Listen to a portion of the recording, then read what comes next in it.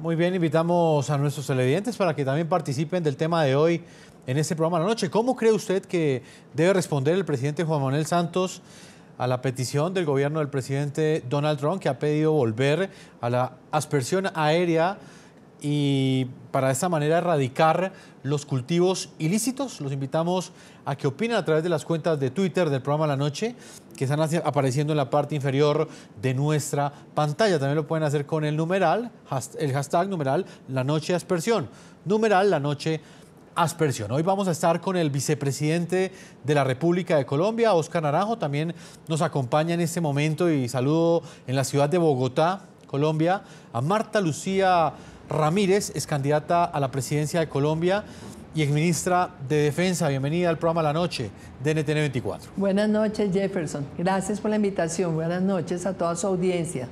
Exministra, yo quiero que comencemos hablando precisamente de lo que representa para usted en este momento esas imágenes que fueron presentadas al mundo el día de ayer, unas imágenes oficiales, no son unas imágenes tomadas por la prensa que estuvo en ese lugar, son unas imágenes de la prensa oficial y en las que en un acto simbólico mostraron la forma como la Comisión de Verificación de la ONU está recibiendo esas armas que está dejando, porque es el término que han utilizado, las FARC.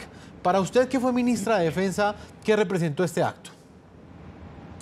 Pues Jefferson, acá hay una combinación de sentimientos. Sin duda para todos los colombianos da un alivio ver que los grupos armados, los grupos ilegales, terroristas, pues tomen realmente este proceso para retirarse de las armas. Es importante esto, pero por otro lado también hay unos sentimientos encontrados porque aquí creo que hubo grandes deficiencias en el proceso, lo hubo por parte de la comunidad internacional, que nunca le exigió a las FARC que entregara con mucha anticipación el número de combatientes, el número de milicianos y el número de armamento que tenían realmente ellos en su poder. Eso lo han debido hacer al comienzo de la negociación, haber guardado esa información reservada para que las FARC no se sintieran pues vulneradas durante el proceso, pero hubiera sido mucho más tranquilizado para Colombia si después de 4 años salen Naciones Unidas, salen los noruegos, los suecos, tantos países que han estado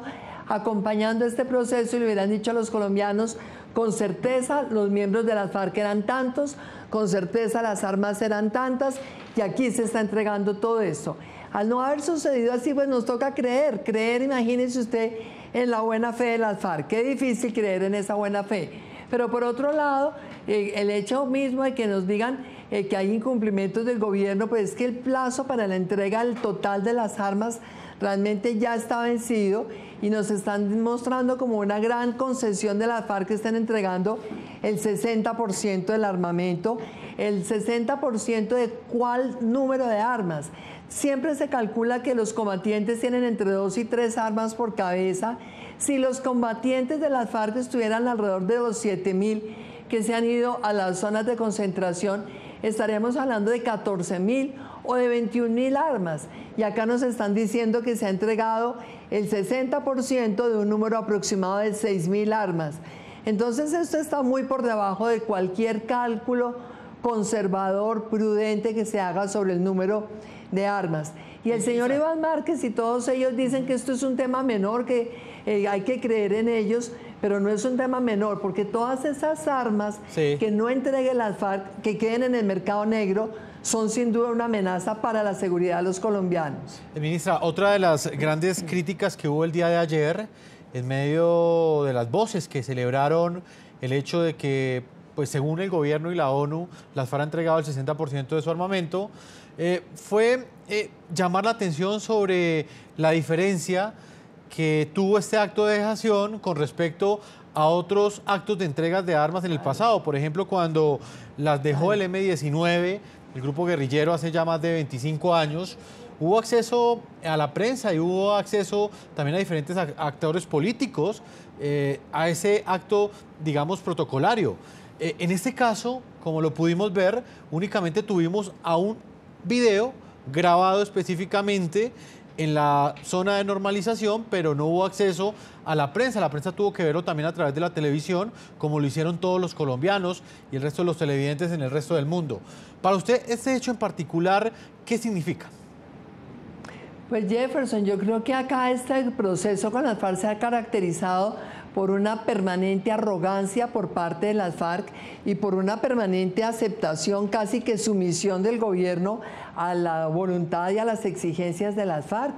Pero usted tiene razón, en el pasado, por más imperfectos que hubieran sido todos los procesos, el país al menos veía que había una cierta emoción, que había un verdadero compromiso, que había un verdadero arrepentimiento, que había un verdadero acto de contrición, espíritu de la enmienda, propósito de enmendar los errores, y que eso de alguna manera se simbolizaba cuando acudían a entregar las armas. Acá no, acá en la arrogancia de las FARC dice: nosotros no vamos a entregar públicamente, tampoco vamos a dejar que esto aparezca como una rendición de las FARC, porque claro, es que ellos lo que quieren es que parezca como la sociedad colombiana rendida ante ellos, las instituciones colombianas rendidas ante ellos, y después se quejan de que el país no confíe en el proceso, después se quejan de que el país tenga tanto escepticismo, porque claro que hay lugar al escepticismo cuando uno ve que un grupo que ha cometido tantos actos inhumanos, que ha sido terrorista, que ha participado en un negocio tan vil, que ha hecho tanto daño a Colombia como el narcotráfico, y no muestran un verdadero arrepentimiento, pues a todo el mundo le preocupa esta actitud. Y obviamente es muy preocupante, Jefferson, que el gobierno filtre la información, que no haya un acceso sincero, espontáneo, en vivo, de viva voz, por parte de los medios de comunicación, porque mire, toda esta información tan filtrada, tan pasada por el sedazo oficial, deja un sinsabor, deja un mal sabor, porque entonces parecería que acá tiene que haber un control a los medios, tiene que haber un control a la prensa, no se puede permitir entonces que los que se desmovilizan hablen espontáneamente. ¿A qué le tienen miedo? A mí me impresionó por ahí una declaración de un muchacho ayer donde decía que él tiene 23 años y que su única aspiración es tener ahora los recursos para poder tener con su familia, y que llevaba 7 años en las FARC. Esto nos confirma cuántos niños se llevó las FARC, de 14, de 15 años, y después del tiempo ahora pues ya son hombres mayores, ya son adultos. Pero uno dice, acá tienen miedo. ¿A qué le tienen miedo los de las FARC? Y yo no sé si también el gobierno. Me parece que esto es un mal precedente sobre el manejo de la información. Incluso varias de las fotografías que circularon a través de redes sociales fueron fotografías tomadas por las FARC. Es decir, los únicos presentes en ese lugar como testigos de ese momento de dejación de armas eran pues precisamente los que las estaban entregando, lo cual generó pues dudas en diferentes sectores. Antes de ir con el vicepresidente Óscar Naranjo, que ya nos está acompañando, es candidata presidencial. Queda una semana en la cual las FARC tendrá que entregar ese 40% restante de las armas. ¿Usted cree que ese 40% restante de las armas será entregado de manera, digamos, como un gesto de paz, de manera genuina por parte de las FARC? ¿O cree usted que ese 40% va a tener un costo institucional y van a haber unas exigencias que el gobierno debe cumplir en esta semana para que la etapa final de ese proceso de dejación de las armas sea exitoso? Pues Jefferson, acá hemos visto que desafortunadamente todo en este proceso ha sido ancho para las FARC, largo para las FARC, todas las ventajas para las FARC, y yo sí creo que ha habido un costo institucional muy grande. Fíjese usted que vemos siempre a las FARC en el plan de exigir de parte del gobierno, y el gobierno siempre presuroso tratando de darle gusto a las FARC. Yo no tengo ninguna duda que van a entregar el 40% de eso, que supuestamente es la totalidad. Supuestamente, porque le repito, Jefferson, uno sabe que un combatiente siempre tiene por lo menos 2 armas por cabeza. Es que el país no puede tragar entero. Es que si había 6.000 y pico, 7.000 combatientes, debe haber otro tanto de milicianos. Debe haber en total 12.000, 13.000, 14.000 hombres de las FARC. Y si estamos hablando de 13.000 o 14.000, estamos hablando entonces de cerca de 45.000 armas, que fue el número inicial que dio la inteligencia del gobierno. Después el propio gobierno habló de 32.000, después se bajaron a 14.000 y ahora nos están diciendo que ya tienen el 60% de 6.000 armas, es decir, que van a entregar el 40% de 6.000 armas. ¿Van a entregarse acaso 2.400 más, y ahí no está la totalidad. Y al no estar la totalidad, la preocupación es ¿y qué va a pasar con ese armamento que queda por allí? ¿En qué manos? ¿Encaletado? ¿Con qué propósitos? ¿Cuándo lo van a sacar otra vez? ¿Lo van a utilizar quién? ¿Ellos mismos? ¿U otro grupo armado con otro brazalete? Mire lo que pasó la semana pasada. Yo estaba en Popayán y allí le anunciaron al pueblo del Cauca que hay un nuevo grupo armado ilegal, un nuevo grupo guerrillero, que claro, que vienen de las propias FARC, que son supuestamente los milicianos de las FARC.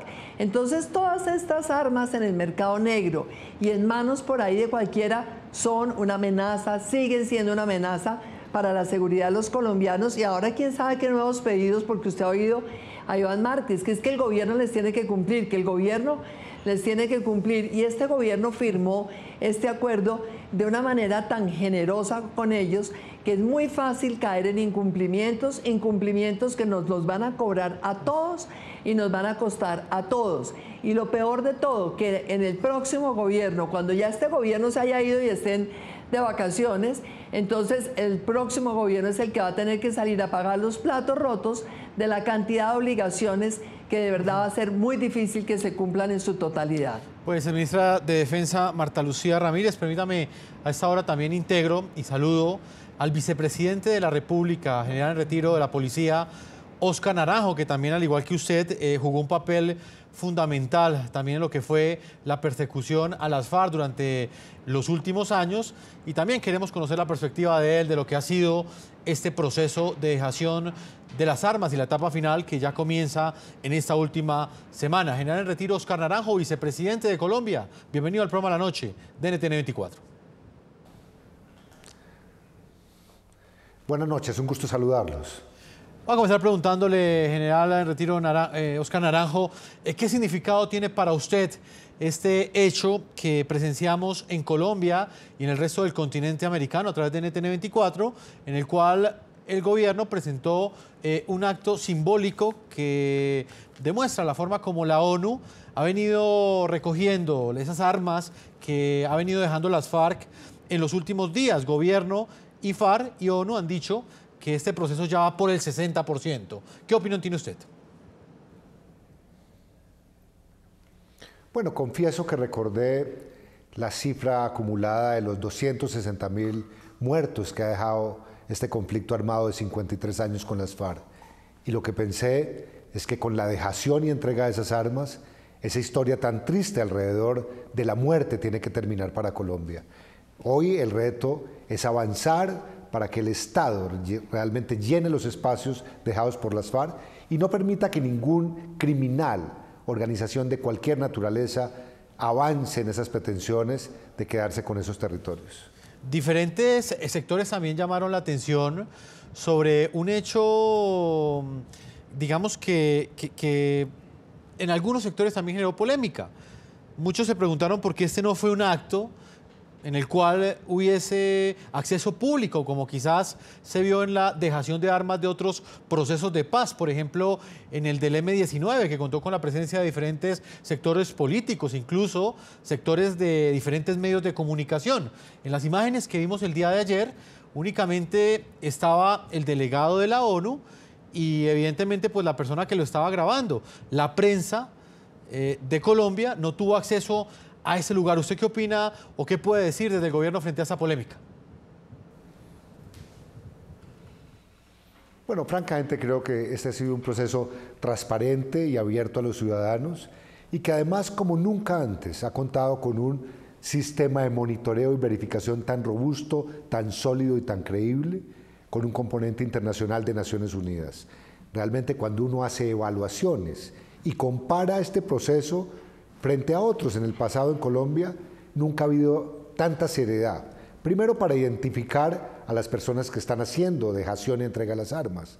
Segundo, para hacer un control y un monitoreo y una recepción de esas armas con criterios técnicos y estándares internacionales como los que maneja los Estados Unidos. Y en tercer lugar, creo que un hecho tan significativo no puede perderse en la anécdota si hubo una participación directa, masiva, mediática, o si hubo, como en este caso, unas imágenes públicas abiertas que realmente hablan de la seriedad con que se está adelantando el proceso. Vicepresidente, este fue un acto simbólico en el que vimos diferentes tipos de armas, lanzacohetes, lanzagranadas, fusiles, pistolas, pero no vimos munición.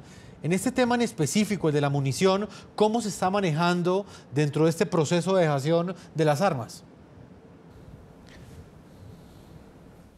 Bueno, Naciones Unidas en estos protocolos realmente establece 4 categorías fundamentales, lo que llaman las armas de acompañamiento, es decir, ametralladoras, lanzagranadas, morteros, lo que llaman armas de dotación individual, donde están los fusiles, las armas largas y las armas cortas, las municiones y los explosivos. Al final, esa misión verificadora, estoy segura, hará el reporte de la totalidad de esos 4 componentes para que tengamos certeza de que hubo una entrega de armas no solamente simbólica, sino material, real.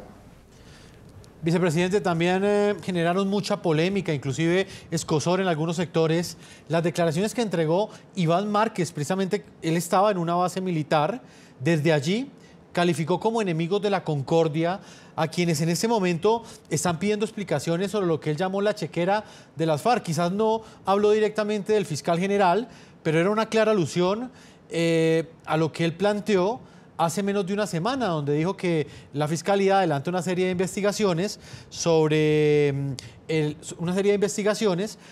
la forma como las FARC se lucró de la guerra durante los últimos años. Incluso él dijo que es una cacería de brujas el hecho de que en este momento se estén persiguiendo estos dineros. ¿Qué opinión tiene usted frente a estas declaraciones?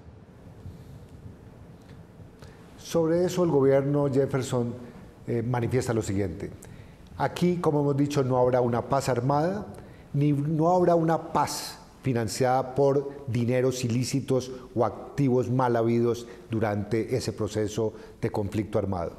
Y en eso queremos darle la certeza al país y al mundo entero que compartimos la preocupación del fiscal general para asegurarnos de que capitales mal habidos, derivados de actividades ilícitas criminales, realmente no financien actividades futuras de una organización que pretende participar en política.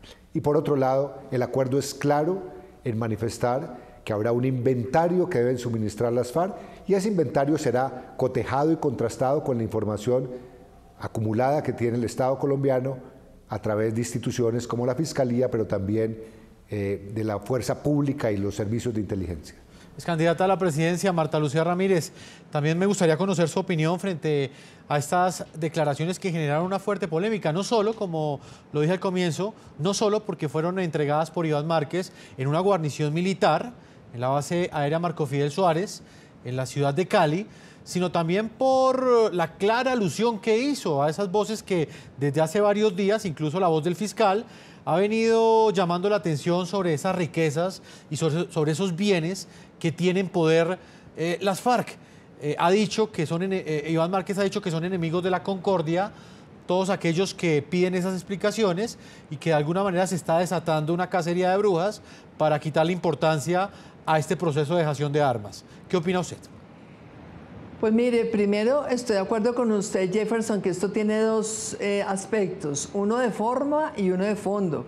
En cuanto al de forma, me parece totalmente inapropiado que el presidente lleve a la base Marco Fidel Suárez de la Fuerza Aérea, allá en Cali, a unos miembros de las FARC que no solamente cometieron toda clase de crímenes graves, atroces, de lesa humanidad, sino que además todavía están en un proceso del cual ellos no han salido ni con condenas, ni con ningún tipo de pena, ni ningún tipo de respuesta frente a las víctimas. O sea, está en un proceso en que todavía estamos apenas haciendo un recorrido de la famosa implementación y ya los ponen a ellos a hacer arengas desde una base militar. Es que esto es una bofetada a las fuerzas militares, pero es una bofetada también a todos nosotros los colombianos, que hemos visto siempre en las instituciones unos símbolos a los que hay que respetar. Una base militar es un sitio en donde además está por razones de seguridad nacional siempre una protección especial, eso no está abierto al público. Si va cualquier colombiano no lo dejan entrar. ¿Cómo es posible entonces que ese es el sitio, la plataforma de la arenga pues del señor Iván Márquez? En cuanto al fondo, ¿qué le quiero decir? Que es totalmente inaceptable la declaración de él, que tenemos que respaldar la declaración del fiscal, que recuerde Jefferson que en la campaña presidencial yo insistí todo el tiempo en que acá lo que íbamos a ver era a las FARC haciendo política con la plata del narcotráfico, de las extorsiones, de los secuestros, de la minería ilegal, y así, Jefferson, no hay cómo sostener una democracia. No hay nadie que pueda competir en este momento en esta democracia contra la plata del narcotráfico y tantas platas ilegales. Y así el vicepresidente Naranjo diga que eso no va a suceder, es lo que está sucediendo, porque en ese acuerdo no hay ninguna declaración explícita, ni que les obligue a ellos a entregar sus recursos, ni tampoco que dé garantías de que ninguna de esas platas se va a usar en todo esto que viene en adelante, que va a ser su participación en la política. Tiene razón el fiscal, además tiene razón el fiscal en haber objetado ese decreto que ahora dice el gobierno que fue una chambonada. No, es que el acuerdo mismo está lleno de chambonadas. ¿Cuántas chambonadas hay en el acuerdo? ¿Cuántas chambonadas, como ellos dicen, hay en los decretos del Fast Track, en los decretos de las facultades del presidente y en las leyes expedidas por el Congreso a las carreras, a pupitrazos por unos congresistas que ni siquiera se guardaron la posibilidad de discutir esos proyectos? Tenemos que hacer una primera pausa comercial. Estamos con la ex candidata presidencial Marta Lucía Ramírez, también ex ministra de Defensa, por supuesto con el vicepresidente de Colombia, Óscar Naranjo, analizando precisamente no solamente la forma como fue presentado al mundo este proceso de dejación de armas, la forma como avanza, según la ONU y el gobierno nacional, va por un 60%, sino también vamos a estar analizando esas voces desde Estados Unidos que en este momento están planteando una serie de dudas y cuestionamientos frente al impacto que ha tenido ese acuerdo de paz en temas como narcotráfico y extradición de ciudadanos colombianos, de guerrilleros de las FARC, que son solicitados por cortes en los Estados Unidos. Con ellos estaremos analizando este tema en el segundo bloque. Vamos a hacer una primera pausa y ya regresamos a este programa de la noche.